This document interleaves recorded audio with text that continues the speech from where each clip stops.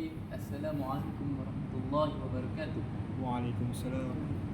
InsyaAllah pada malam yang barakah ini, di surau yang barakah ini, yang kita lakukan amal ibadat, menunaikan solat-solat jemaah di sini, membaca Al-Quran dan sebagainya, kita akan meneruskan program kita, iaitu forum berkaitan ibadah, akhlak dan akidah Nabi Muhammad SAW. Pada malam ini saya menjemput tiga-tiga ahli forum ini untuk memberi penjelasan penerangan berkaitan akidah, akhlak dan ibadah Nabi Muhammad SAW. Saudara yang pertama saya menjemput, nama diberi? Nama saya Khairul Afzal bin Rahman. Anda boleh panggil saya Afif. Afif. Baik. Ayo. Thumma Thani. Saudara? Okey, nama saya Haziq Ibrahim Syamsuddin. Saudara boleh panggil saya Haziq. Haziq. Afif Haziq. Wa akhirah Ismi Muhammad Afiq Ajmani Jamal. Boleh panggil saudara Afiq. Afif. Afif. Afif. Oh, okey, Afif. Aywa. Afif Haziq Afif. Ya, Oh, ya. nama. Ai semua. Ya. Okey. Saya akan memberi soalan kepada ahli panel ni dan mereka akan memberi penerangan yang deep lah, yang mendalam pada para hadirin hadirat sekalian. Soalan pertama saya kepada saudara Afif. Betul. Rasulullah merupakan panduan pada kita dari segi akidah dalam kehidupan masyarakat kita. Jadi, apakah silap yang boleh apakah sikap-sikap yang boleh dicontohi supaya dapat membantu meningkatkan akidah kita berasaskan sifat Rasulullah sallallahu alaihi wasallam? Terima kasih sahabat moderator saya Al-Fadhil Ustaz Asfar. Seperti mana yang kita tahu, Rasulullah sallallahu alaihi wasallam diutuskan oleh Allah Subhanahu Wa Taala sebagai panduan, sebagai rasul kepada kita, kerana kita merupakan umat akhir zaman. Oleh yang demikian, kita perlu menghayati sikap-sikap Rasulullah sallallahu alaihi wasallam dalam berbagai aspek. Dan antaranya yang saya akan khususkan untuk malam ni ialah akidah, akhlak Rasulullah sallallahu alaihi wasallam. Umat manusia memiliki pelbagai macam ragam seperti perkara-perkara yang mendorong mereka ke arah kemaksiatan. Jadi, apakah kepentingan akidah berasaskan Rasulullah sallallahu alaihi wasallam? Rasulullah sallallahu alaihi wasallam ini mengajarkan kita untuk mentauhidkan Allah Subhanahu Wa Taala.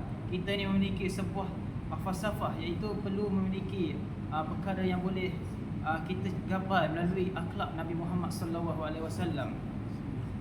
Oleh yang demikian, saya berpandangan bahawa Rasulullah sallallahu alaihi wasallam merupakan contoh yang terbaik untuk kita.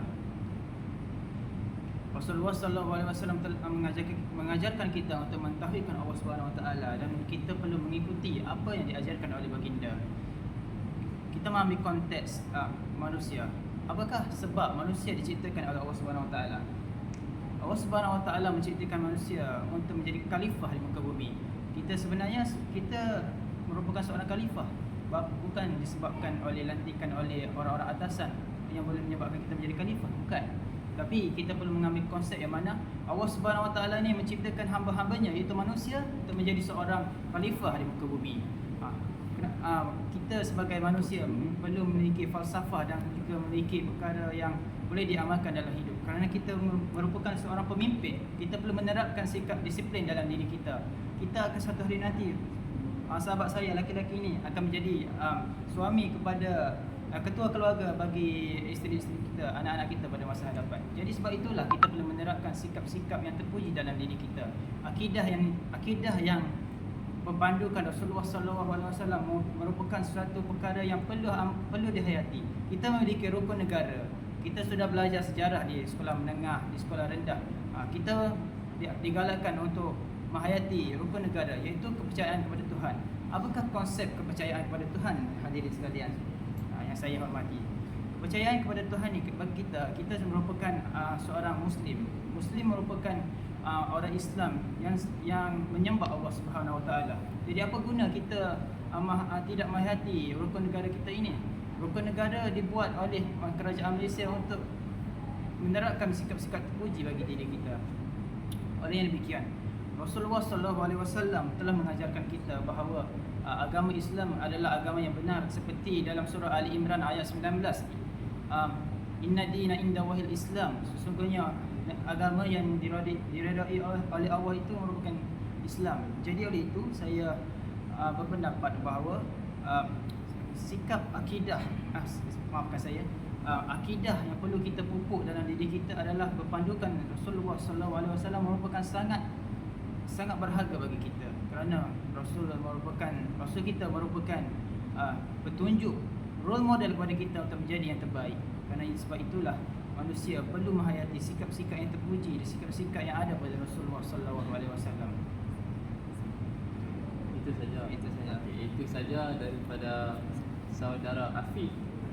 Dia menegaskan di sini manusia dilahirkan sebagai pemimpin, sebagai khalifah di muka bumi ini. Akhlak yang patut dicontohi oleh baginda Nabi Muhammad SAW juga tauhidkan Allah, betul. Kita juga akan jadi pemimpin pada para isteri kita nanti. 1, 2, 3, 4 tak tahulah kan. Itu rezeki. Betul. 4 lah kalau boleh kan. InsyaAllah. Okey. Itu hujah yang amat padat diberikan oleh saudara Afiq. Harapkan semoga hadirin-hadirat dapat mencatat segala apa yang diberi oleh saudara Afiq. Soalan seterusnya kepada saudara Haziq. Ya. Seperti yang kita semua ketahui bahawa Rasulullah SAW merupakan ikutan yang terbaik. Oleh itu saya mengajukan soalan kepada saudara Haziq. Apakah ibadah harian yang sering dilakukan oleh Rasulullah SAW sebagai khalifah di muka bumi ini? Bismillahirrahmanirrahim. Terima kasih. Sebelum itu saya ingin mengucapkan ribuan terima kasih kepada saudara-saudara kerana telah menjemput saya pada malam ke majlis forum yang mulia ini. Okey, sebelum itu saya juga nak ucapkan ribuan terima kasih kepada saudara Azfar kerana telah mengajukan soalan yang menarik untuk dibahas pada malam ini. Okey. Sebelum itu, seperti yang kita tahu, ibadah ini merupakan perkara yang terpenting dalam kehidupan manusia.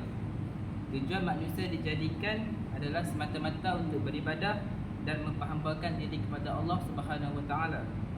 Okey, kejayaan hidup seseorang di dunia dan di akhirat adalah bergantung pada ibadah yang dilakukannya.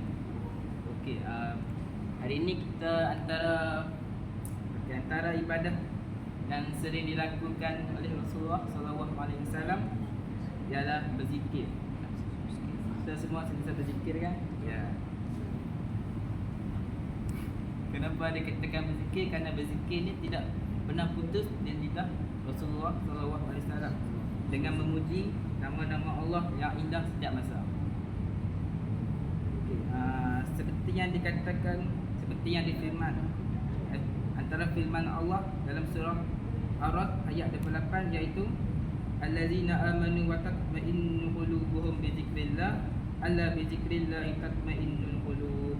Maksudnya orang-orang yang beriman dan hati mereka menjadi tenteram dengan mengingat Allah. Ingatlah, hanya dengan mengingat Allah hati menjadi tenteram. Okey, apabila kita sentiasa berzikir dalam suatu masalah kita terima masalah, kita berzikir banyak, kita berdoa juga waktu kita berzikir tu, Allah memudahkan urusan kita, melapangkan hati kita. Okey, selain itu berzikir ni tidak hanya di mulut tapi juga boleh berzikir melalui hati. Tidak kira lah waktu tu kita tengah berdiri ke, duduk ataupun berbaring. Okey, seterusnya seperti yang kita semua ketahui, Rasulullah SAW merupakan Nabi yang mendapat mukjizat yang besar, iaitu Al-Quran. Kita digalakkan untuk membaca Al-Quran. Dengan membaca Al-Quran, kita akan memperoleh ketenangan dan kedamaian jiwa. Membaca Al-Quran juga akan meningkatkan tahap kecintaan dan ketakwaan kita kepada Allah.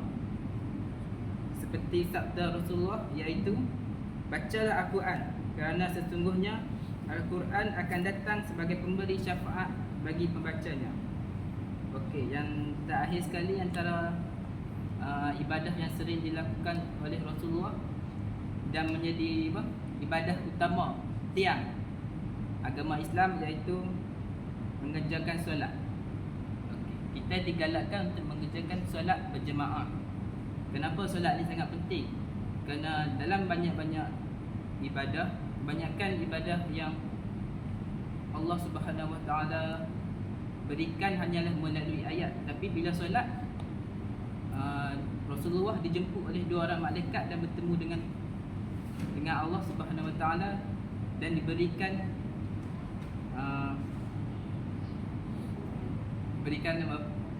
mukjizat ini untuk diikuti oleh umat-umat baginda. Okey. Nabi SAW bersabda, kalau sahaja manusia tahu pahala panggilan solat dan saf awal, kemudian mereka tidak bisa mendapatkannya selain harus dengan mengundi, pasti mereka akan mengundi. Okey. Itu sahaja daripada saya. Sekian. Terima kasih diucapkan kepada saudara Haji yang memberi hujah yang amat hebat. Sini kita dapat lihat betapa mudahnya untuk kita beribadat kepada Allah. Kerana disebut oleh saudara Haji sendiri, zikir juga boleh diamalkan dalam pelbagai cara. Sambil tidur dalam hati pun boleh. Kiranya mudahlah untuk beribadat ni. Tanya diri balik, bila kita nak beribadat? Kenapa kita perlu cari masa? Okey. Jadi soalan saya yang terakhir kepada saudara Afiq. Ya, betul. Apakah akhlak mulia Rasulullah sallallahu alaihi wasallam yang perlu kita amalkan dalam kehidupan harian kita? Bismillahirrahmanirrahim. Alhamdulillahirabbil alamin wassalatu wassalamu ala asyrafil anbiya'i wal mursalin wa ala alihi wa sahbihi ajma'in. Subhanaka la ilma lana illa ma 'allamtana innaka antas samiul 'alim. Rabbi shrah li sadri wa yassir li amri wahlul 'uqdatam min lisani yafqahu qawli. Terima kasih kepada saudara moderator, saudara Azfar yang saya hormati, barisan panel dan para hadirin sekalian. Akhlak, sebelum saya menjawab soalan itu, saya ingin menerangkan apa itu akhlak. Akhlak merupakan satu tabiat budi yang terbahagi kepada dua, iaitu akhlak mahmudah dan akhlak mazmumah. Akhlak mahmudah adalah akhlak yang terpuji, manakala akhlak mazmumah merupakan akhlak yang terkeji. Akhlak merupakan satu faktor utama untuk mengukur tahap keimanan seseorang. Seperti mana sabda Rasulullah SAW, orang mukmin yang paling sempurna akhlak, orang mukmin yang paling sempurna imannya adalah orang yang terbaik akhlaknya. Justru bagaimana kita ingin mencapai akhlak yang baik? Dalam arti kata lain, akhlak tersebut diridai Allah SWT. Jawabnya mudah, iaitu mencontohi akhlak Rasulullah SAW. Akhlak yang pertama yang kita patut contohi ialah akhlak sifat pemurah. Baginda merupakan seorang yang sangat pemurah. Setiap hari baginda akan memastikan harta yang dimilikinya itu akan dibahagikan kepada fakir miskin. Rezeki yang diperolehi melalui pekerjaan cukuplah untuk menampung kehidupan seharian, manakala selebihnya itu akan didermakan kepada orang yang memerlukan. Dari Ibnu Abbas radhiyallahu anhu berkata, Rasulullah sallallahu alaihi wasallam manusia yang paling pemurah dan lebih pemurah lagi di bulan Ramadan ketika Jibril menemuinya. Jibril menemuinya pada setiap malam di bulan Ramadan. Lalu Jibril mengajarinya Al-Quran, dan sungguh Rasulullah SAW ketika Jibril menemuinya, baginda sangat pemurah, melakukan kebajikan melebihi angin yang berhembus. Sesungguhnya Rasulullah SAW juga bersabda bahawa orang yang pemurah itu dekat dengan Allah, manusia dan syurga, manakala orang yang kedekut, bakhil, jauh daripada Allah, daripada manusia dan dekat dengan neraka. Sesungguhnya orang yang bodoh tetapi pemurah lebih disayangi berbanding orang yang abid tetapi bakhil. Akhlak yang kedua yang kita boleh contohi ialah menjaga tutur kata. Ketika berbicara, baginda menggunakan ayat-ayat yang ringkas, padat, lengkap dan mudah difahami oleh orang-orang yang mendengarnya. Selain itu, baginda juga tidak bercakap tentang perkara yang sia-sia. Baginda juga tidak meninggikan suara ketika bercakap, sama ada ketika marah ataupun ketika baginda sedih. Baginda akan menjawab segala persoalan yang ditanyakan oleh para sahabat dengan nada yang tidak menyinggung hati. Abu Hurairah radhiyallahu anhu berkata, baginda adalah seorang yang panjang kedua lengannya, lentik alisnya, kedua matanya lebar dan antara kedua bahunya gagah dari depan dan belakang. Demi bapa dan ibuku, sungguh baginda tidak pernah berbuat keji dan tidak pula berkata keji, dan baginda juga tidak pernah mengeraskan suaranya di tempat umum. Yang kita boleh pelajari di sini ialah kita perlu menjaga tutur kata kita supaya bercakap dengan nada yang sesuai. Tak kira umur, tak kira bangsa, tak kira agama dan tak kira pangkat. Seterusnya, akhlak berlapang dada dan pemaaf. Akhlak ini sangat sinonim dengan Rasulullah SAW yang sentiasa berlapang dada dan pemaaf.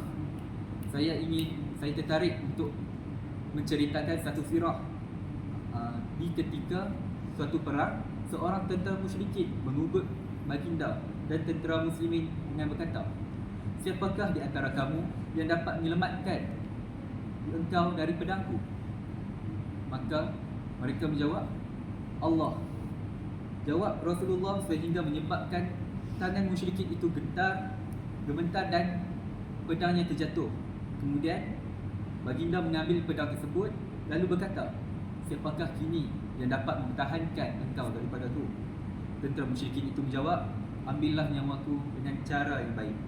Rasulullah SAW diberi peluang untuk membalas dendam, tetapi baginda memilih untuk memaafkan dan meminta tentera musyrikin tersebut mengucap 2 kalimah syahadah.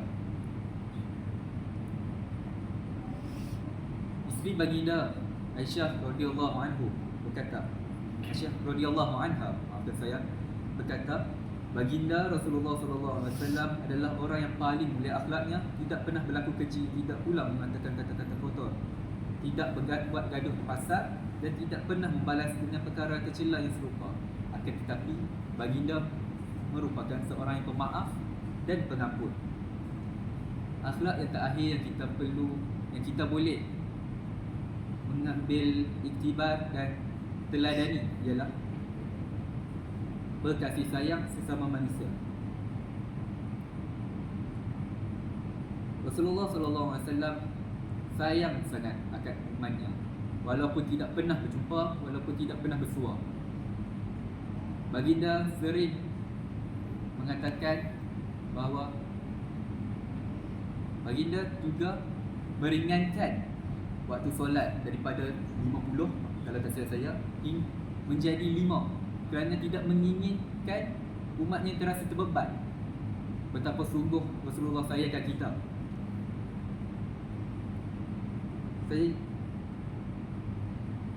Saya ingin berkongsi satu sirah di mana satu hari Rasulullah SAW tidak melihat salah seorang sahabatnya atau tidak bertemu di mana-mana. Baginda pasti akan bertanya dan mencari mereka. Baginda akan menziarahi ke rumah sahabat tersebut tanpa rasa sombong. Malah baginda bersolat, makan dan duduk bersama sahabatnya. Betapa baginda ni sayang sangat kat sahabat-sahabatnya. Walaupun tak jumpa sehari, tapi baginda tetap mencari. Masya Allah. Itu saja saya rasa daripada saya. saya ingin menambah berkaitan dengan konteks akhlak Rasulullah sallallahu alaihi wasallam. Kita menyentuh tentang akhlak akhlak kita, tentang akhlak. Kita berpandukan berasaskan Rasulullah sallallahu alaihi wasallam. Kita melihat pada zaman kini, iaitu zaman serba moden, zaman akhir zaman ini memiliki pelbagai maksiat dan berlakunya pelbagai dosa-dosa besar. Kalau kita menyentuh pada zaman dahulu, sekiranya manusia itu melakukan maksiat, pasti Allah Subhanahu Wa Taala menurunkan bala. Tapi kini kita merupakan umat Nabi Muhammad sallallahu alaihi wasallam, bahawa Nabi Muhammad sallallahu alaihi wasallam ini sangat sayang pada kita, sehingga Allah Subhanahu Wa Taala menangguhkan bala yang akan ditimpa dan memberikan kita kesempatan untuk meminta ampun kepada Allah Subhanahu Wa Taala. Sikap inilah yang perlu kita hayati, dan kasih sayang yang diberikan oleh Rasulullah sallallahu alaihi wasallam kepada kita ini amatlah berharga. Kita mengamalkan dan menerapkan sifat muhibbah dan mawaddah. Muhibbah itu berkasih sayang antara sesama muslim. Tak kira bukan sahaja sesama muslim, tapi maafkan saya, iaitu bersama dengan bangsa yang lain dan juga berlainan agama. Oleh yang demikian, akhlak yang kita terapkan dalam diri kita amat penting, kerana ia perkara yang perlu kita hayati dan perlu diteladani. Itu saja yang boleh saya sampaikan. Apa yang baik itu daripada Allah Subhanahu Taala, dan apa yang buruk itu daripada saya sendiri. Wallahu a'lam.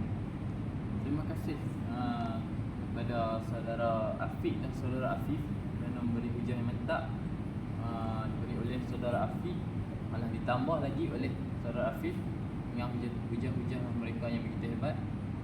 Sini kita dapat simpulkan bahawa akhlak Nabi Muhammad SAW ini amat mulia, paling mulia di muka bumi ini. Jadi tanyalah diri kita, siapakah idola bagi diri kita yang sebenar-benarnya?